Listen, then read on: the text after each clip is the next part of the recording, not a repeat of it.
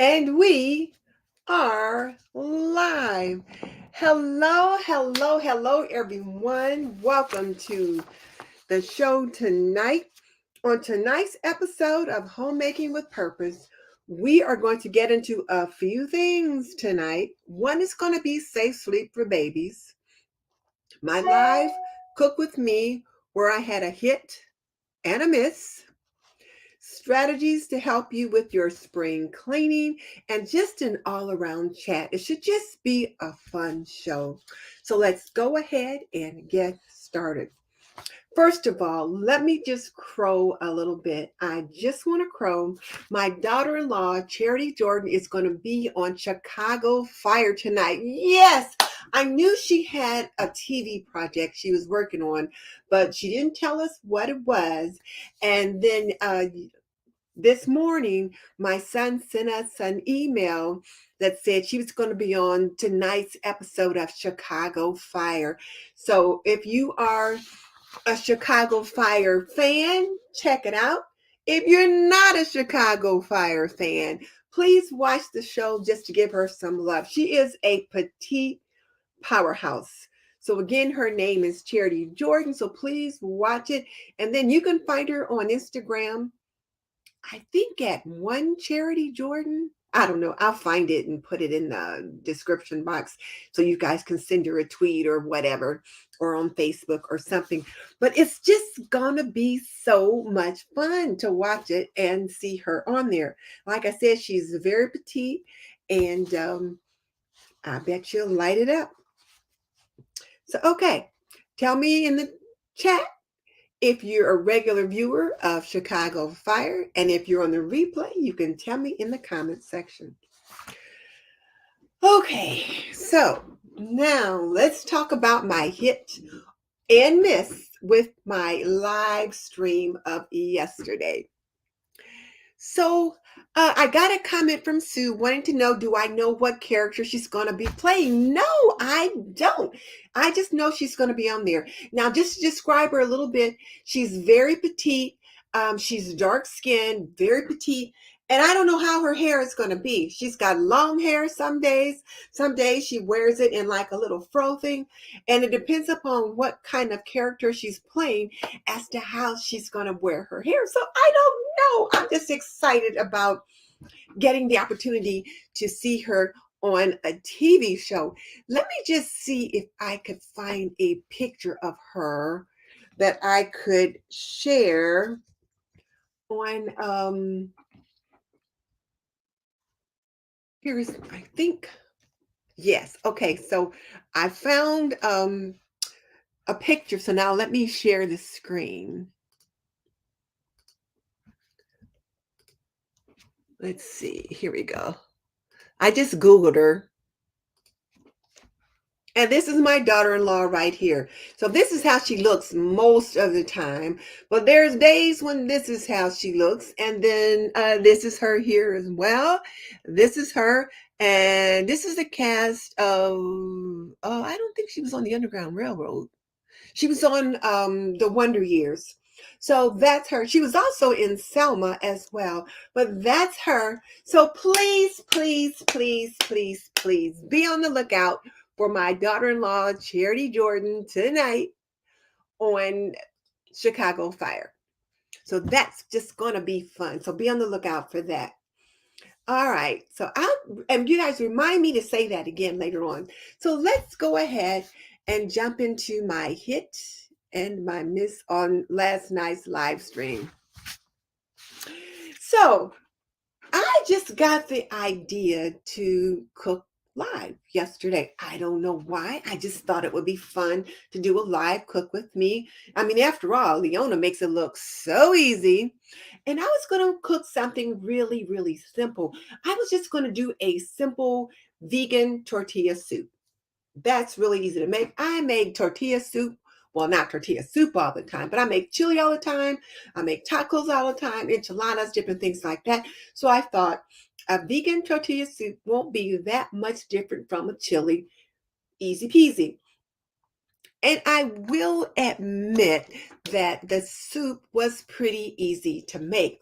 The problem that I had was when I set the camera all up, and I was using my iPad to do it, and I don't know where oh, here it is. So I was using my iPad, and so I set the iPad up, and I had it set up, like this on, actually, it was on this stand. So I had it on this little holder duo. So I had it set up, and I set it up perfectly. So I thought, because I could see myself right there in the front, and I kind of leaned to the left and leaned to the right so I could see the stove. So I thought, I'm good to go. Well, when I actually started chopping up things, I realized, well, they can't see what I'm doing. So you need to move the camera around a little bit. So then here I am picking up the camera, and I'm moving it from place to place. It's a wonder the people watching didn't get seasick. So then after I took it over by the stove, then I started cooking. Then I had to take it back over to the counter. It was ridiculous, just ridiculous. And so I finally set it in a place on the table where everyone could see what I was doing, regardless of what position I was on. And so they could see me chopping, they could see me stirring, they could see the whole 9 yards. Now, here's something that I had forgotten, that the last time I cooked live, you guys suggested that I should have had my onions and garlic and all that stuff already chopped up. But I thought, well, I'll chop those while I'm talking. That'll give me something to do. Well, I should have had those chopped up already, because even though it gave me something to do and while talking, it made me have to reposition the camera differently. So that was a problem right there. So that was a problem. However, the soup turned out delicious. Now, it was a vegan tortilla soup. So one of the things that I thought about was like, gosh, this soup is awful thin, because I'm used to it being like a little bit thicker. Well, I realized it's thicker when you've got ground turkey or ground beef in it. And I didn't put in rice, or this particular recipe suggested using quinoa as the protein source. Well, I used garbanzo beans as a protein source. And then I made a pot of rice separately, and then put the rice at the bottom of the bowl, and then poured the soup on top of that. And oh my goodness, it was delicious. But it was still just a little thin.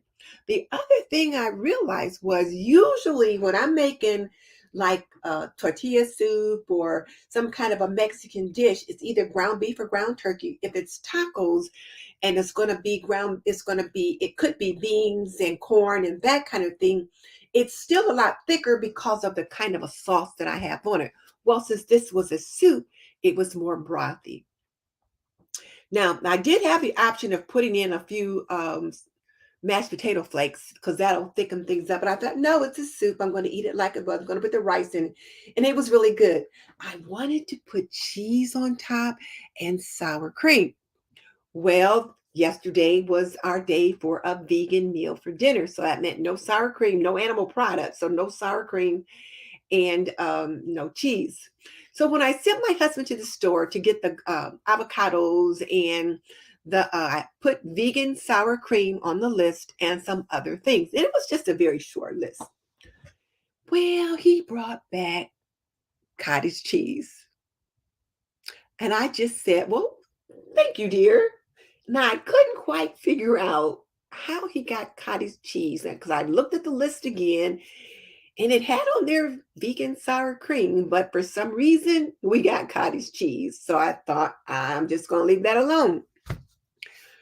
So now Lola is saying that the quinoa would have thickened it too. Yeah, the quinoa would have thickened it, but I didn't think I wanted the flavor, the texture of the quinoa in that soup. Next time I will try the quinoa, because I ended up putting rice in the soup and it was lovely. So why wouldn't quinoa have been just as good? I don't know, Lola. I cannot tell you. I should say, Linda, I cannot tell you. I just didn't want to try the quinoa. I wanted to use rice instead. And it was really good with the rice. But like I said, it could have been a little thicker, but it was good. Oh, and you know what? Luann, hello. It is so good to see you. Right. I could have mashed up some of the beans, and I have done that. I have done from time to time, like if I'm doing like black eyed peas or something like that, I'll take some of the beans, mash them up, puree them, and put them back in the broth to thicken it up. But you know what? I was cooking live and I just wasn't thinking about all that stuff last night. But the soup did turn out well. Next time, though, when I do it, I will probably mash up some beans to put in it, or I might put in some mashed potato flakes because that just thickens it up nicely. I don't like to use cornstarch and flour to thicken things if I don't have to. And when you're doing soup, mashed potato flakes will thicken things up nicely and it gives you a little bit of extra nutrition that way. So that was pretty good. And we had them with some tortilla strips that I dropped on top and the rice and then tortilla chips, and that was it. Oh, and I also had him pick up like a bag of some bagged salad so that we could have that with dinner, but it turned out we didn't want the salad, we just had soup. However, I had also planned to make guacamole. Guys, I have never made guacamole before. And I thought it'd be pretty easy. Looking at the recipe, it was like 3 or 4 different little ingredients. So I thought, oh, this can't be hard. And I saw Jasmine Star make guacamole one day. She was talking and doing an Instagram reel while she was talking and making guacamole. So I thought, well, I should be able to make guacamole.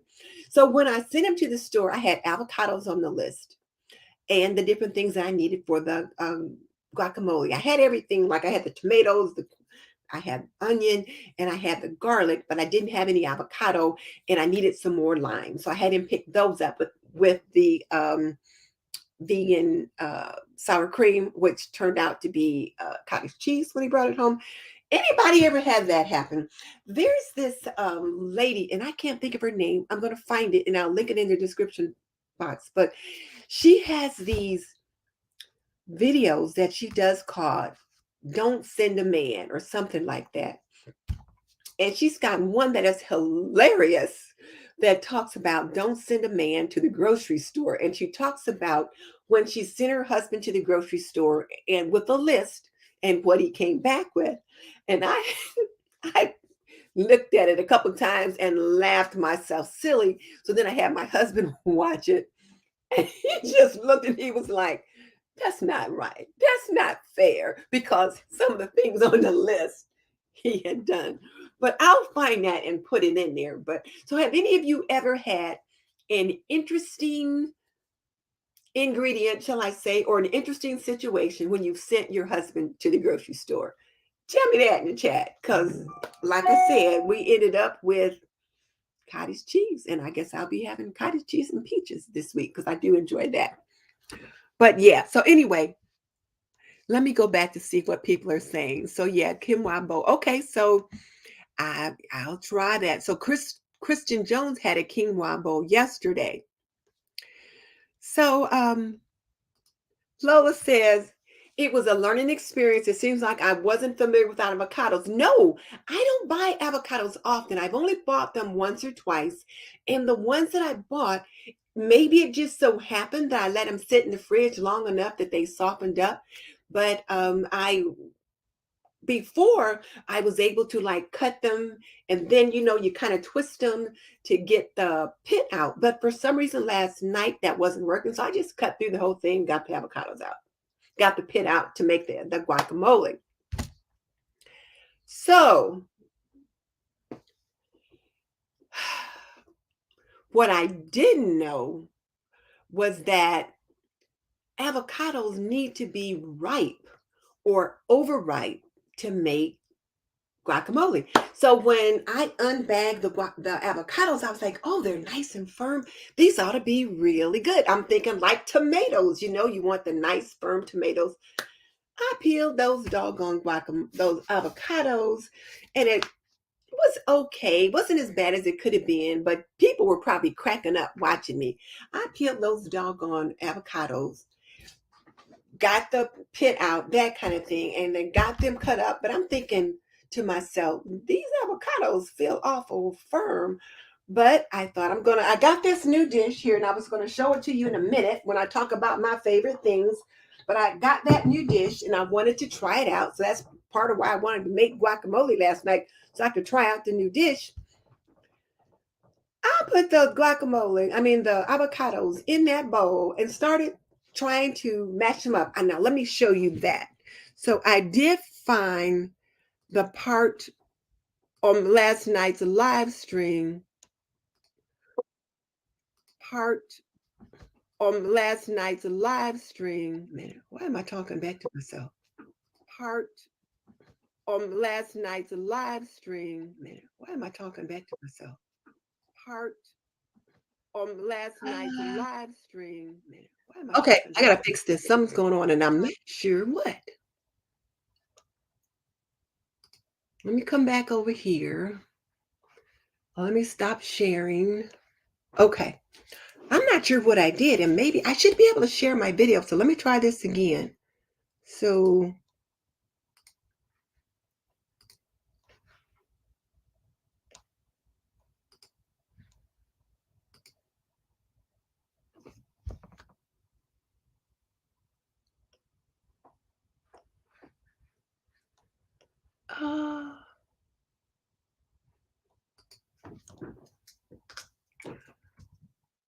I'm not sure why that's doing that.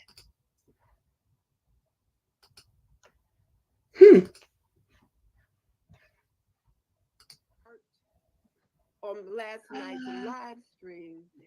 Okay, I gotta fix this.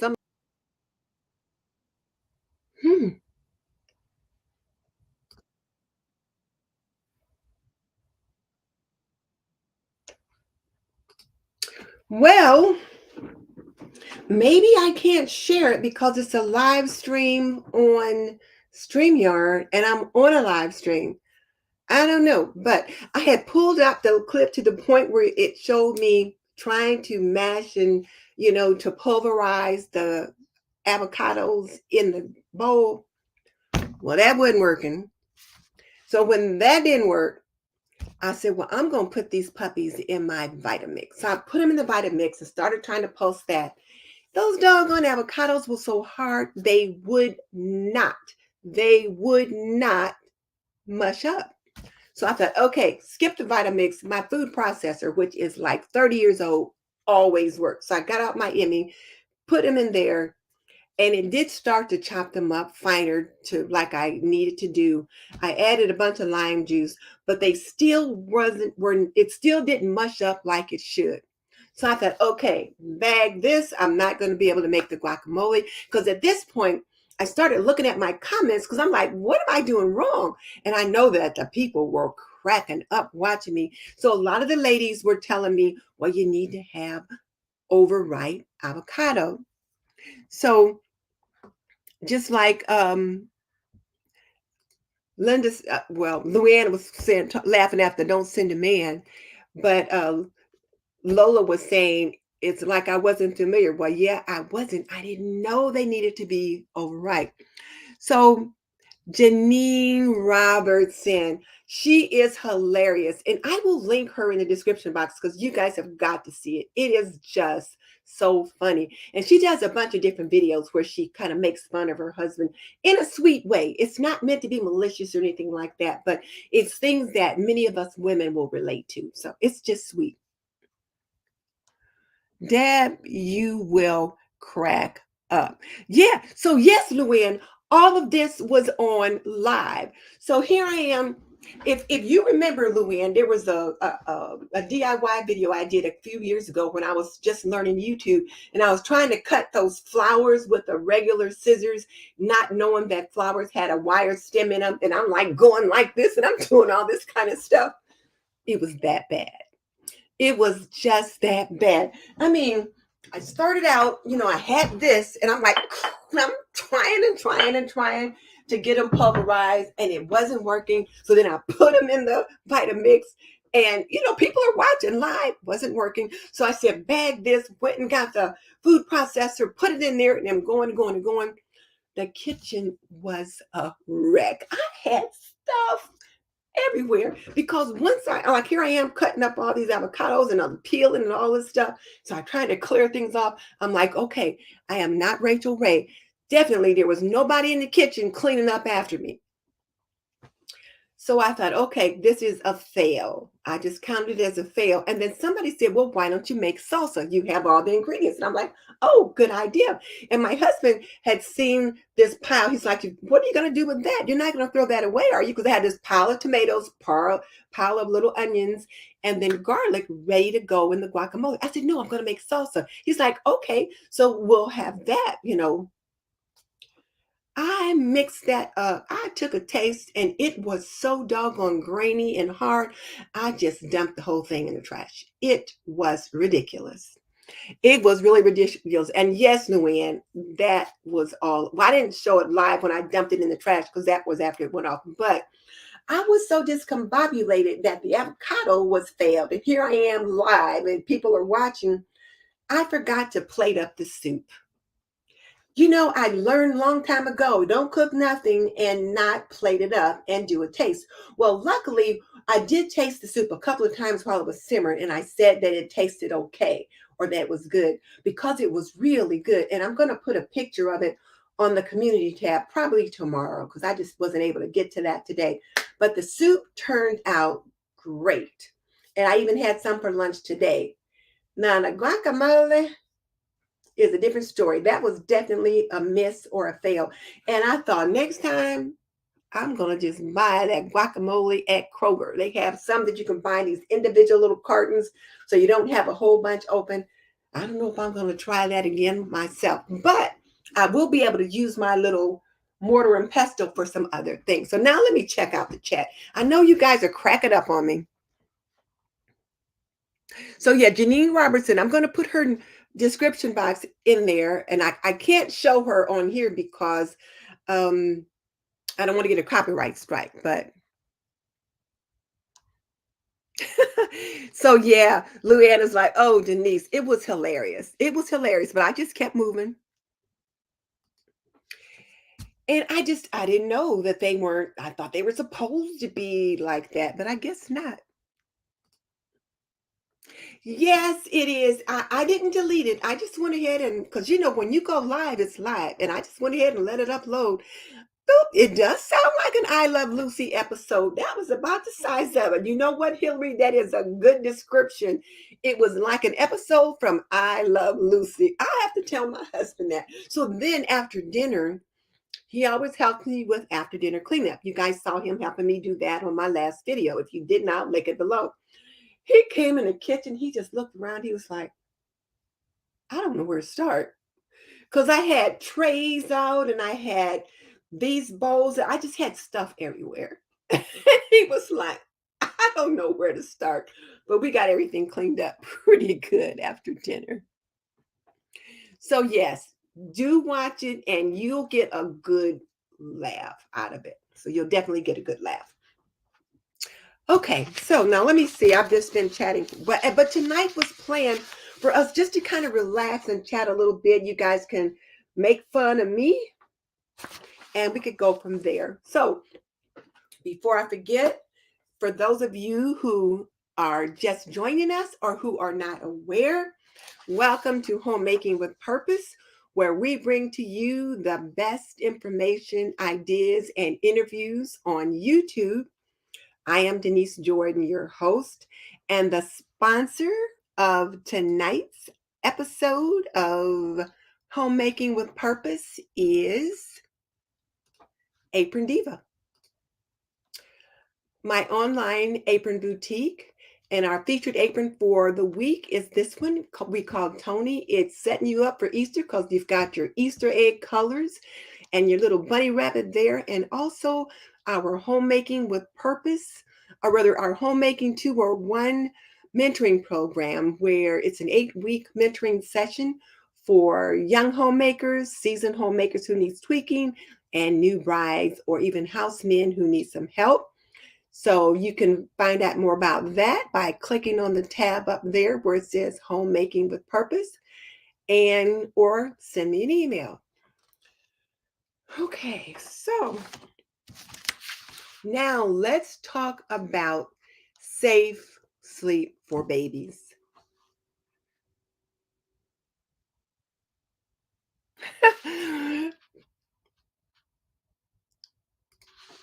You know what though? He was really quite nice. He was just like, okay. But see, he washes the dishes, but I will put away the food. I clean out the counters, the table. So we work together. He's not in there by himself. Oh, and something else I got. I forgot to bring him upstairs for my favorite things, but I got some of those white crochet dish towels that Miss Leona had, which I love, but I wanted to make sure he didn't get a hold of them because he'll just wash whatever he's washing with them. And I thought I didn't want to get barbecue sauce or red soup juice or anything like that on them because I didn't want to have to worry about trying to scrub them too hard to get the stain out. So I got out some other dish towels for him to use.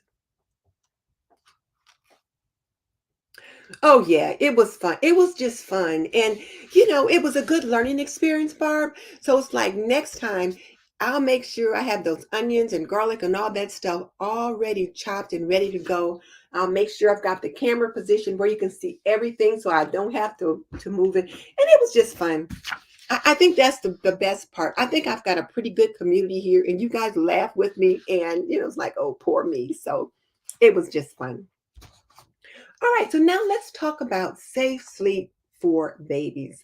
So, how many of you have heard of safe sleep? And I'm going to put this in the chat. How many of you have heard of safe sleep? Let me know.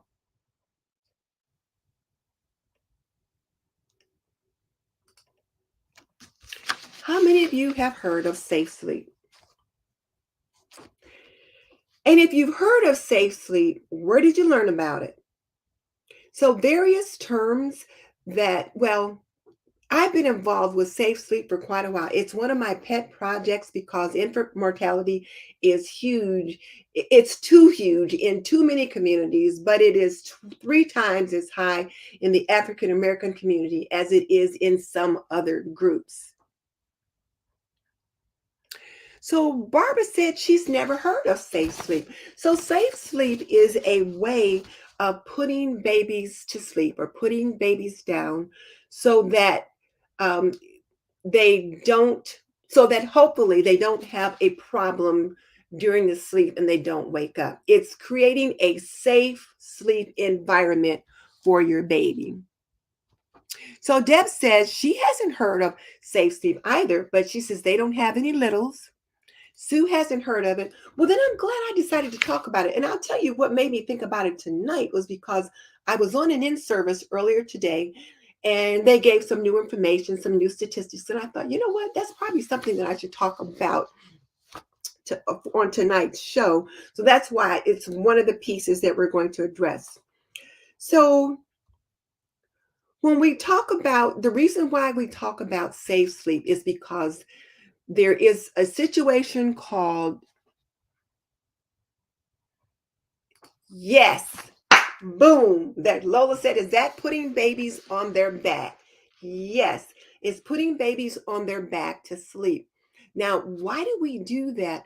Well, one of the things that we know is that is that putting them on their stomachs or on their sides or in their cribs with blankets and pillows and toys and all that kind of things. These are suffocation hazards, and we want to try to remove as many suffocation hazards out of the way as possible.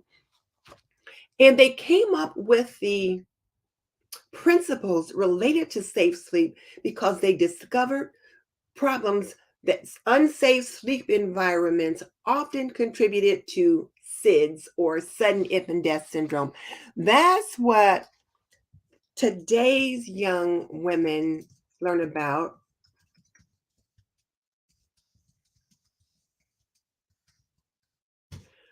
SIDS or sudden infant death syndrome is how we refer to it today. In the 80s, they called it crib death. Now, now they've even got a newer term. So in the 80s, it was called crib death, um, or even in the late 70s. When I was working, and I'll show you something in a little bit where I was working, we called it SIDS or sudden infant death syndrome. And today it's SUID, which is sudden unexpected infant death.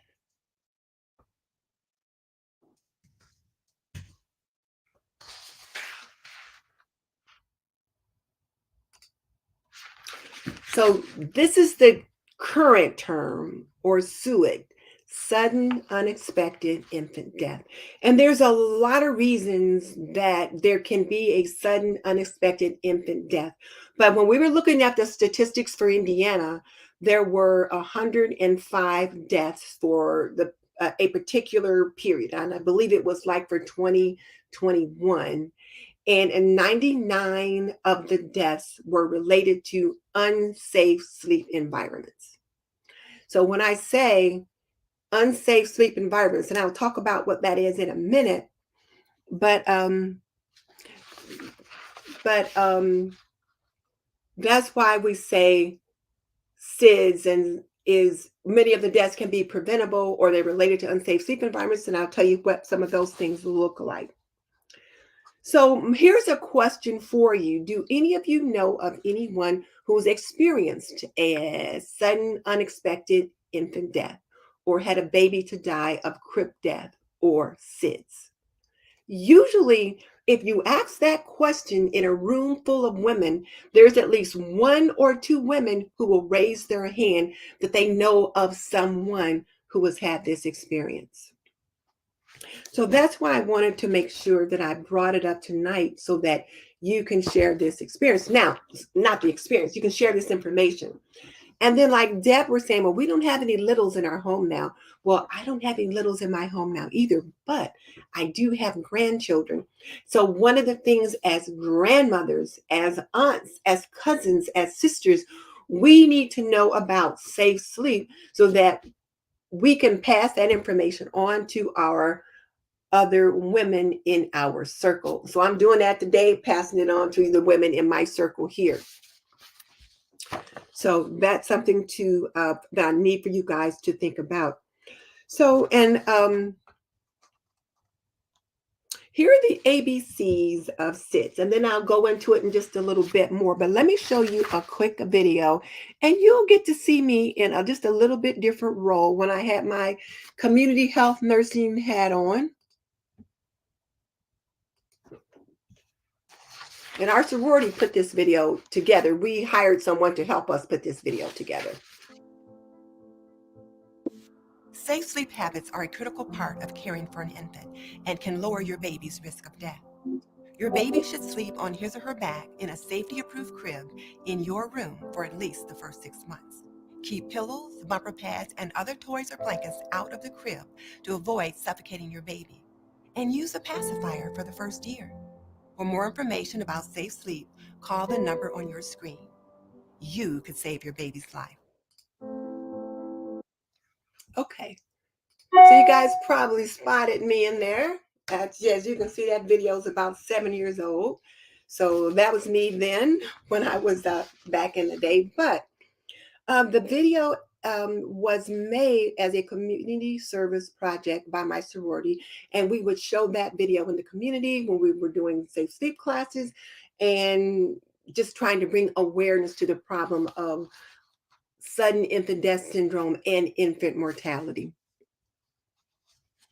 So,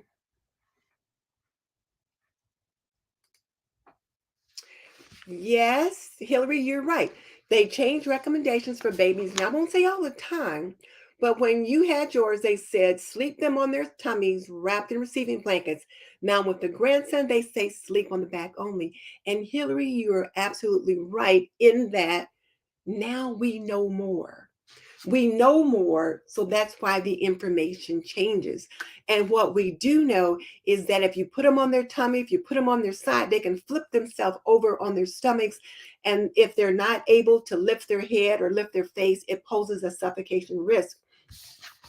And one of the slides that they showed in tonight's presentation showed the way the trachea is lined up when the infant is on their back and how it's lined up when they're on their stomach. And when they're on their stomach, it's much easier for any mucus that's pools or anything like that to get down into the trachea and can cause some problems, that kind of thing. And also, it is believed that there's a problem with the carbon dioxide inhaling that can cause issues with the SIDS, or the sudden unexplained infant death. And if they're not able to lift their head up, they're getting a whole lot of carbon dioxide that way. So that's why today you put them on their back, no blankets or anything like that around them. So let me see the next.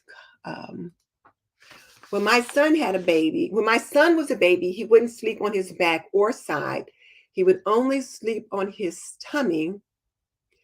And he did just fine. And you are so blessed, Barb, that he did do just fine. But she says her aunt lost her youngest child to SIDS. It was sad to hear how he passed. Most women know of someone, whether it's a close friend, family member, or someone, or they know of someone who knew someone that had this issue in their life. And it is very sad. So there's that. And yes, no blankets, no pillows, no toys, no nothing in the crib, just a baby.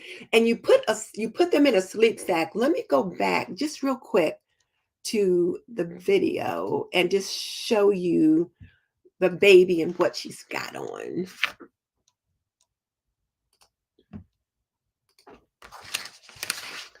So let me just find. So you notice here the baby's just got on like a little one-piece onesie or a little sleep. My husband used to call them monkey suits. Those little one-piece pajamas with no feet, or some with feet in them or no feet. These are the kind of things that you want to put the babies down in, not blankets and all that other stuff. So I'm going to stop sharing that now and come back over here. So things do change. So when we know more, though, then it is important that we share more and that we tell them more and spread the message. So when we talk about the ABCs of safe sleep, A, alone. So you can have the baby alone on their back in a crib.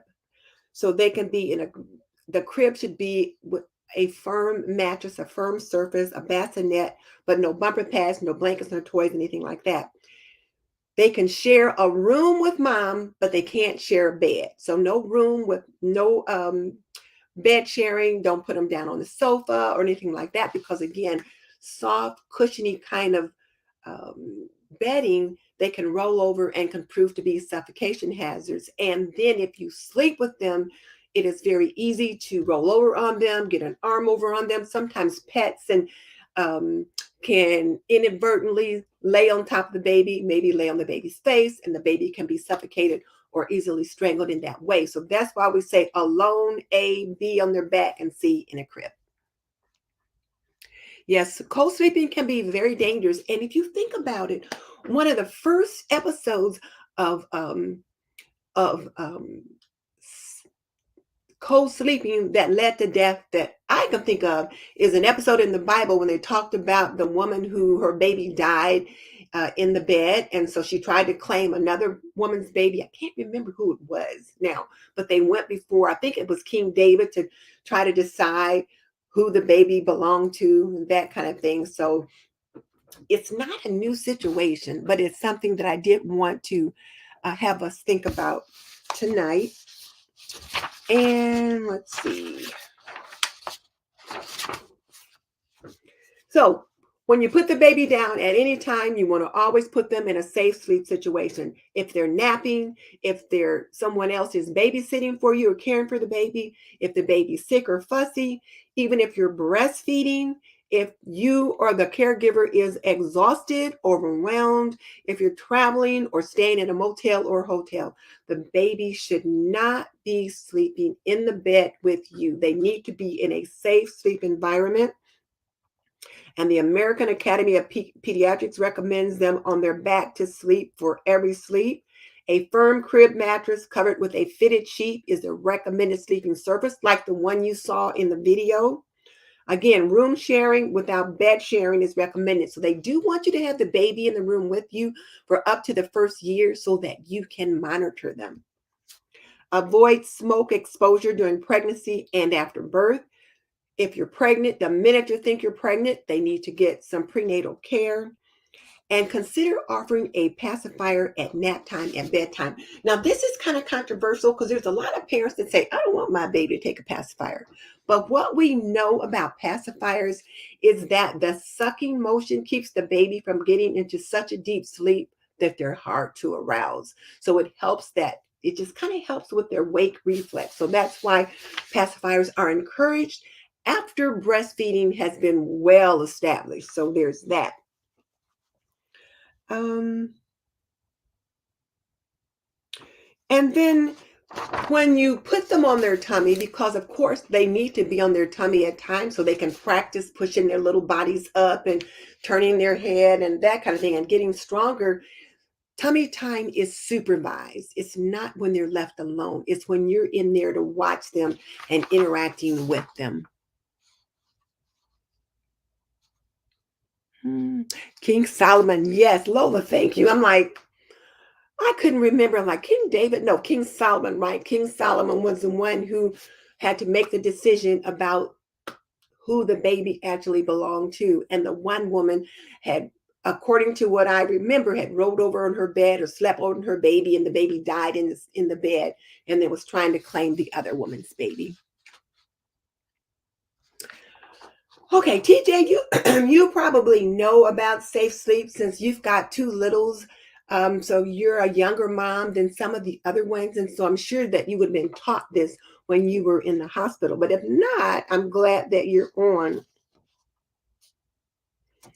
And then the other thing I just want to caution you guys about is that there are products on the market that the advertising will say help to prevent SIDS. And they'll talk about, elevating the baby in the bed, some kind of recline sleeper, rock and place, and those kinds of things. Those are not appliances or situations to put your baby in for sleep. Babies are put to sleep on their back on a firm mattress in their crib or bassinet alone. All right.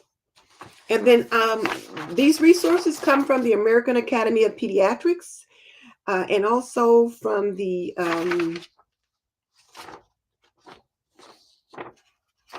let's see, where else did I get that? Next page.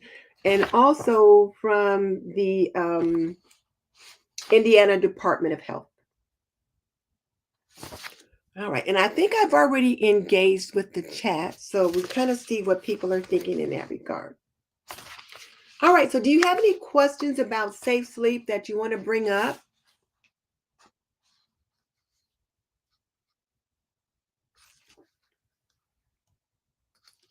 Hillary said it's lucky her kid survived.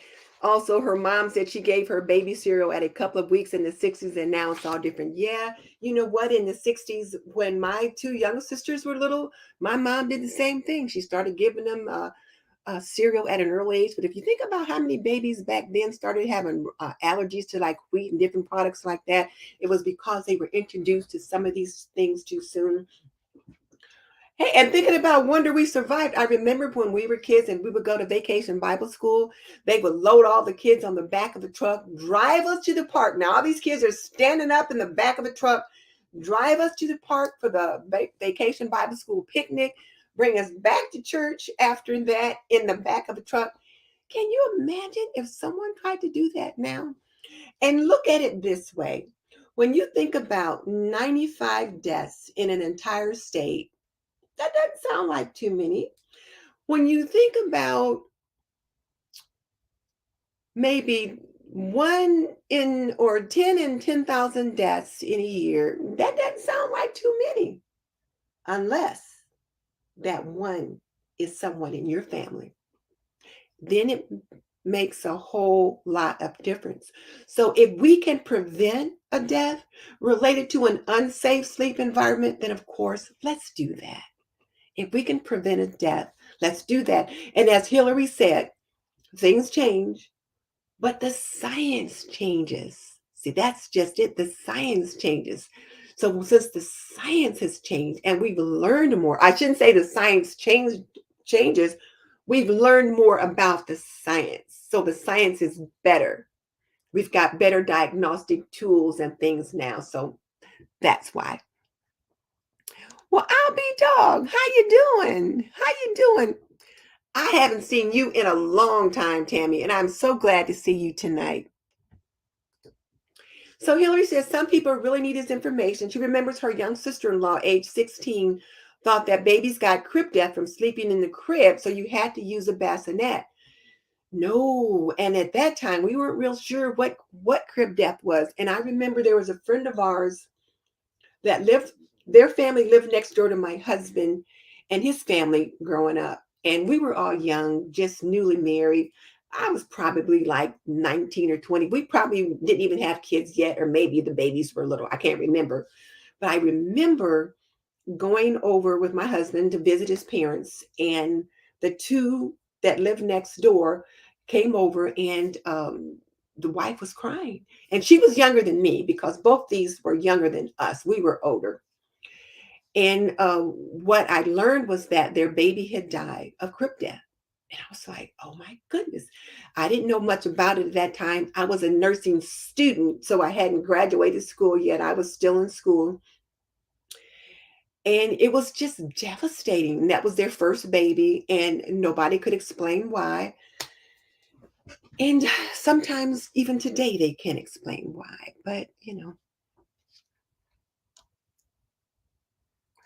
oh, no, no, no, no. SIDS is not a natural death of an infant. It's an unexplained. It's sudden infant death syndrome, and they don't know why. And when I was looking at the information today on today's workshop, they were classifying SIDS and then three other causes of death. Like some of the deaths are related to congenital birth defects. Some of them are related to um, oh shoot, where are my notes now? I can't even think of it. But they were related to a lot of different things. But unsafe sleep environment was one of the four. And then, oh, one of the other ones was just unknown. They just don't know what the cause is. But it is not natural for a baby to just die. That is unnatural. So they, yeah, so there we are.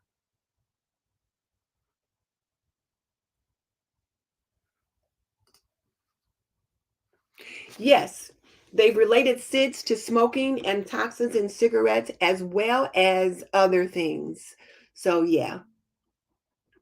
So that's why one of the things that I mentioned earlier was you shouldn't allow anyone to smoke around your baby. You shouldn't smoke around your baby. Baby shouldn't be in the car with people smoking and that kind of thing.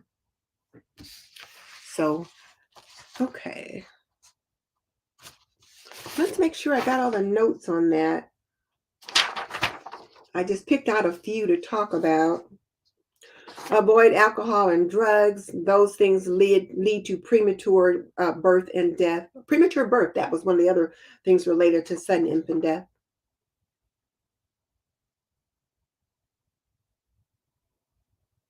Okay, I think that was it. All right. And let's see, what does TJ say? TJ said they had a twin on each side of the bed in bassinets.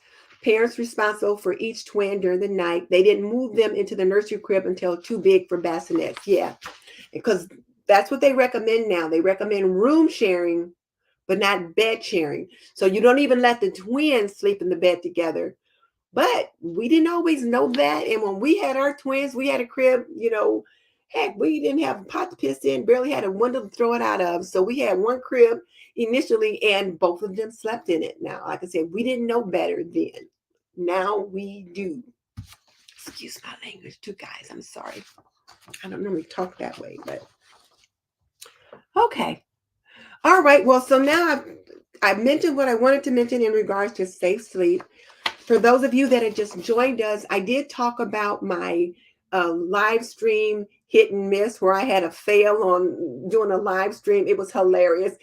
Somebody said it sounded like an I Love Lucy episode. So yeah, it was about an I Love Lucy episode. So watch it. You'll get a good laugh. I've got it linked in the description box. We're also talking about safe sleep for babies and what are some of the rules related to that. And as Tammy said, back then we didn't know, and I'm quite a bit older than, some of you guys out there. So yeah, back then we just didn't know any better. Now we do. And so I try to share the message as much as I can. Okay, Okay, so now what are some of the promise tips for spring cleaning? Because I wanted to give some tips in that regard. I've been talking to several women this week about cleaning, not necessarily spring cleaning, but decluttering and cleaning. And one of the biggest issues was I just feel so overwhelmed, or I don't know where to start. So I thought about that. And one of my suggestions is my 15-minute task.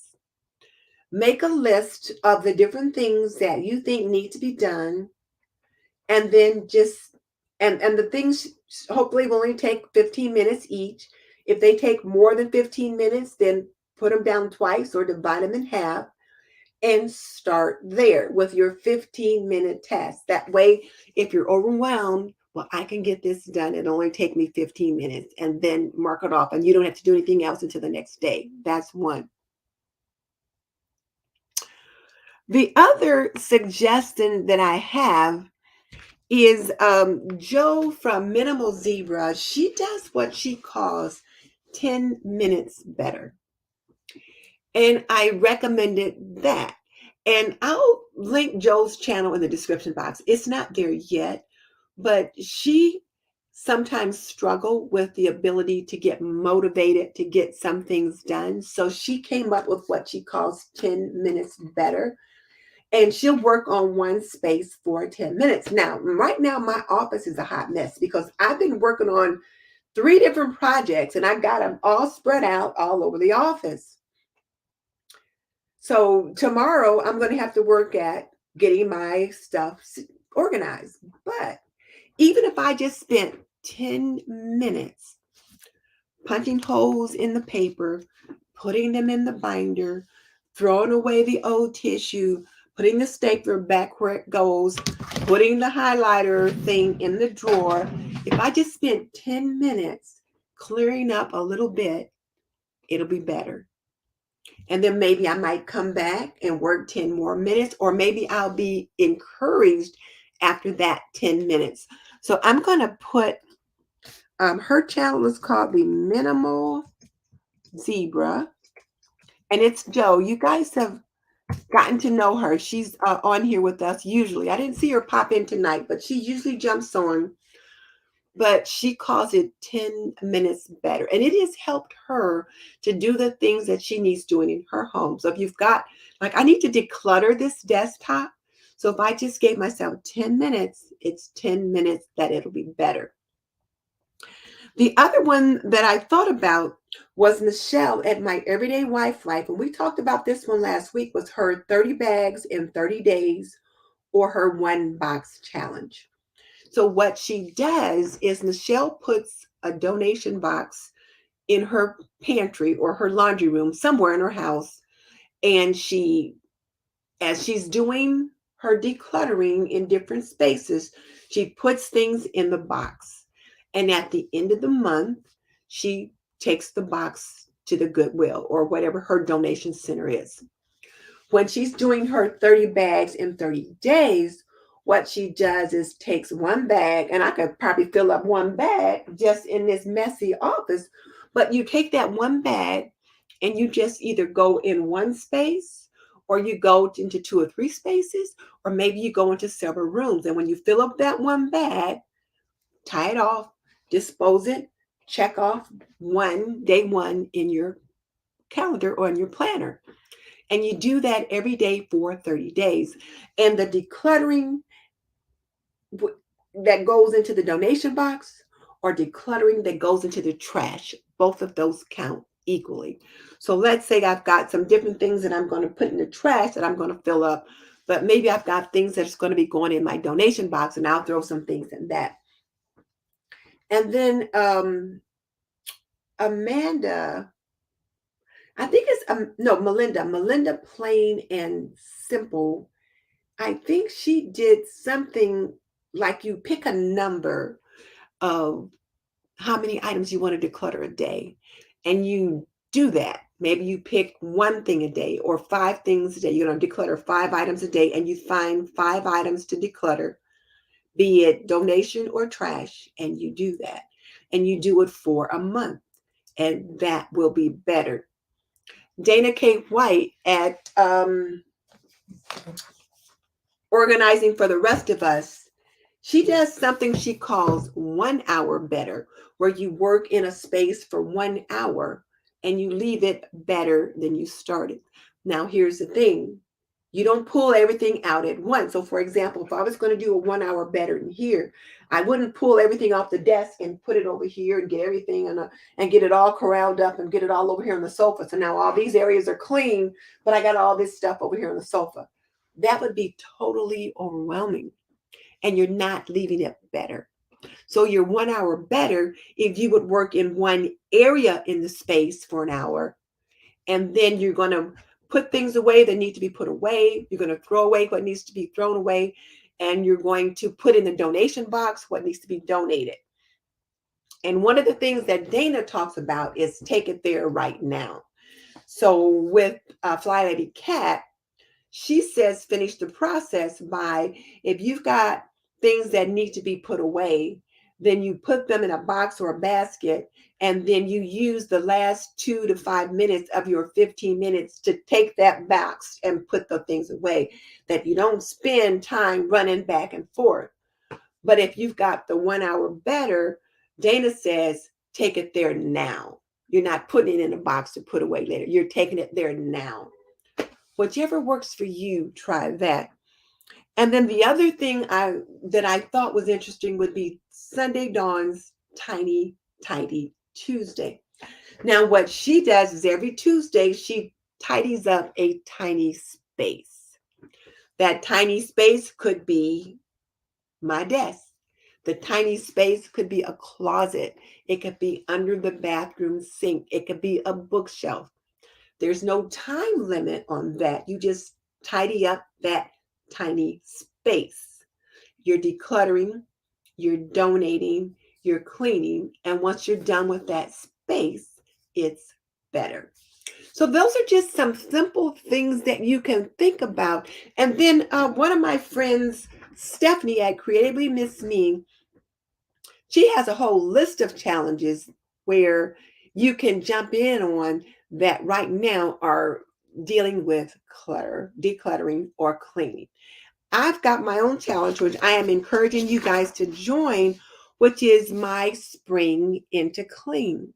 And what I'm encouraging you all to do is to each week, we've picked a different area to work in. Now, this week, we are in zone 4, the master bedroom, master bath, and master bedroom closet.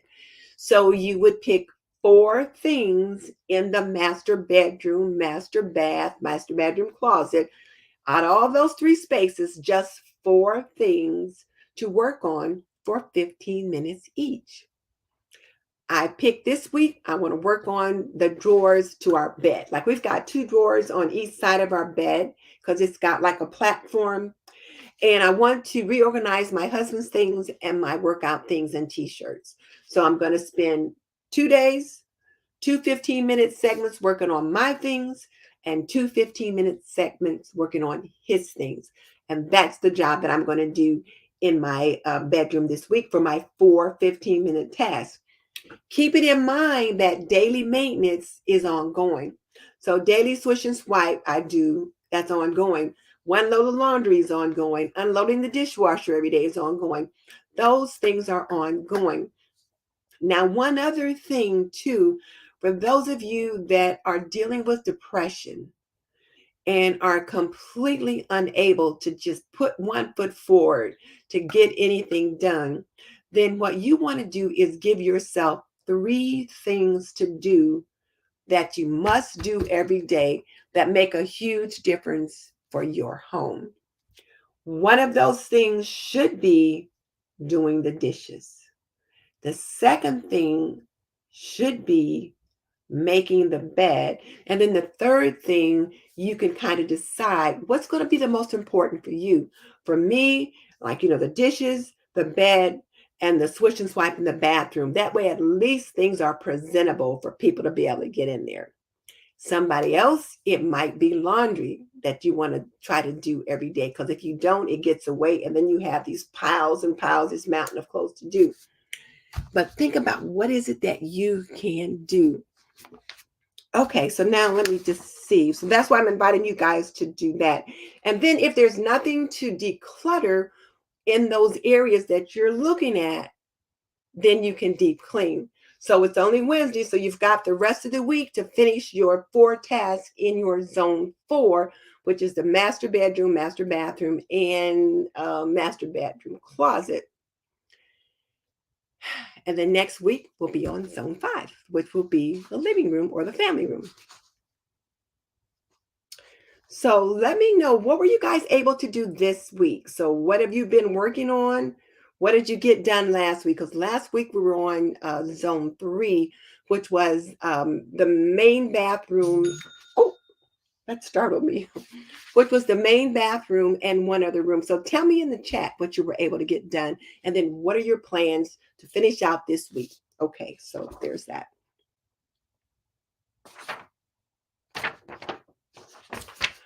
Now let me get over here in the chat. So, hey, Jerry, I'm glad to see you here. We were talking about safe sleep. It's always good to have you here. So Nitty's here. You know what? So now we were talking about safe sleep and the problems associated with safe sleep have to do with smoking, um, poor sleep environment, that kind of thing. And one of the hazards we talked about was smoking. And so, yes, it's a miracle we are all alive, but here's the thing. So many of the people that are alive, because both of my parents smoked, and then one day my dad just decided to quit. So he quit. My mom didn't stop smoking until my youngest son was about 5 or 6 years old. Both of my younger sisters, my 2 youngest sisters, had asthma. The youngest one had respiratory issues all the time. They had ear infections. They had asthma. They had lots of allergies. Were sick all the time. And those are the problems you see. So, whereas they may still live, it shows up in other areas. And then one of the other things that we know is that smoking sometimes in an adult, they end up, the children even can end up with a chronic obstructive pulmonary disease, even though they never smoked, they may end up with that. Also, I think some spinal stenosis and other type of issues are associated with those children who had secondhand smoke. So yes, secondhand smoke can be disastrous. So yeah.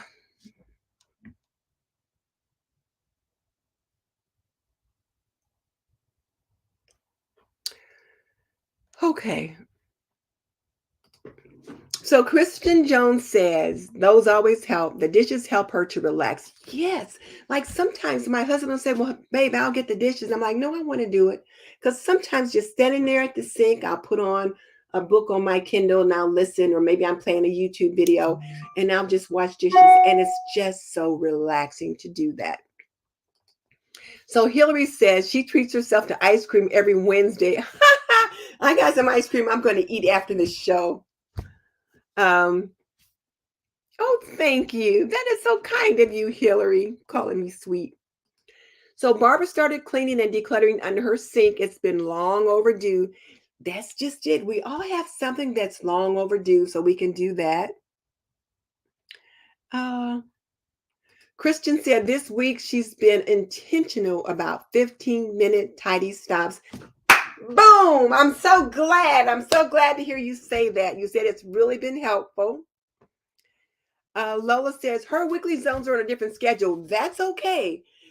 You know what? You can tweak those zones, move them around to whatever works for you. The important thing is that you've got a plan and you're working the plan. So I like that. So Lola's been working in the basement, uncluttering toys, which her grandkids no longer use.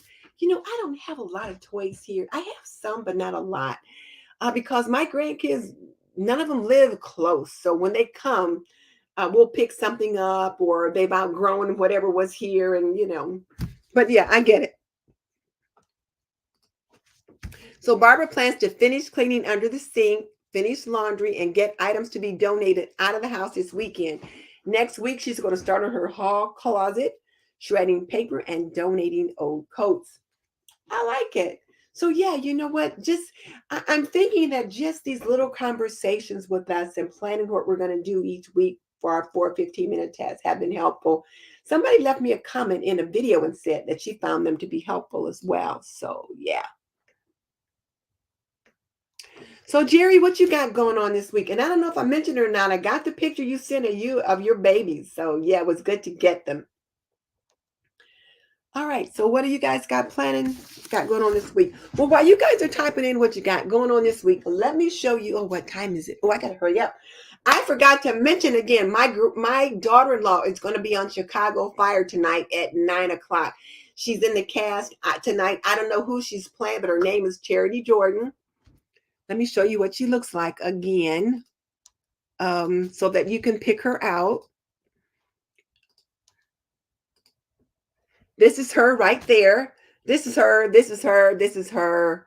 That's her, and that's her. So she looks all different kind of ways, depending upon how she's got her hair that day. So there's that. So Tammy said she needs to clean and organize the closet in her bedroom. That's this week. That's what we're on this week, Tammy. So you're on it. Okay. So what announcements would I? Oh, I'm supposed to show you my favorite things. All right. These are some new things that I got that I'm just really loving right now. Now this thing is heavy. This is a molcajete, and it's like a giant mortar and pestle. And what you do is, like, you can grind things up in it like that. You can grind powders and herbs and stuff like that, or make guacamole and all those kinds of things. So that's why I wanted to make that guacamole, because I wanted to try this out. Well, I got to try it out. And I did put up a YouTube short about how to clean it when you get one of these. So check that out. My other favorite thing I mentioned once before, but I want to mention it again. So I ordered this sweet potato barbecue sauce by Kai Van. And I ordered a whole little collection. So the cherry apple barbecue sauce and honey apple. We got some salsa downstairs. It's in the fridge. This sweet potato barbecue sauce is amazing. It is so good. It's not a thick tomatoey kind of flavor. It is sweet, but it is delicious. And my two brother-in-laws and their wives were here over the last weekend for some family stuff. And we had a fish fry for them. And I made some other stuff. And I brought this out and they loved it. They're like, give me the link to that. It's really good. So I saved the empty bottle because I wanted to show that it's empty. And then the honey apple is the one we're using now. And it's good. Now, it's not as good as the sweet potato, but it is good. And then this other one, the cherry apple, is not open yet. Okay, my husband's calling me. And he's probably calling me to remind me about the show. Oh. And then this thing here is a favorite. I was asked about how I film some of my shorts and things. And this is really kind of cool because I can put my phone in it. And then I can position it up, down, that kind of thing, move it all around. But it also fits my iPad. So that's a favorite thing. Now, you guys are going to get a laugh out of this, and then I'm going to have to go because my husband's calling me. It's almost time for that show. Who remembers this mug? Who remembers seeing me declutter this mug when I decluttered some mugs and things in my cabinet a year ago? Who remembers that? Well, I donated this box of stuff. I took a box of dishes and things to the beauty shop, and my beautician there always knows some young people who need stuff. So I took a box. I had it in the trunk of the car, and she says, well, you can leave some stuff here, and then I can donate it. Well, one day I was getting my hair done. I'm sitting there, and I'm like, where was I looking? I can't remember where, but there was something under the sink or whatever, and I thought, oh, I used to have a mug like that. And she says, oh, that's your mug. I'm like, can I have it back? I forgot how much I enjoyed using this mug. Can you guys believe I actually asked for the doggone mug back? And I've been using it every day since I got it back. So Apparently, I should not have donated. It was just one of those little Starbucks mugs, you buy it at Starbucks. But I loved it. When I was working, I drank coffee out of it at my desk every day. All right. So I think I've covered everything. I showed you my favorite things. We talked about safe sleep. We talked about my I Love Lucy episode. And we talked about, so my question for the day then is, what's your aha moment? What have you learned about safe sleep and how can you apply it in your family? Put it in the chat, leave me a comment. I also have the safe sleep video, the little 30-second PSA linked in the description box as well.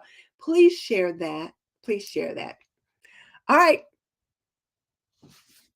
Yeah, you guys give me a like if you liked it. I'll see you guys next week. Bye.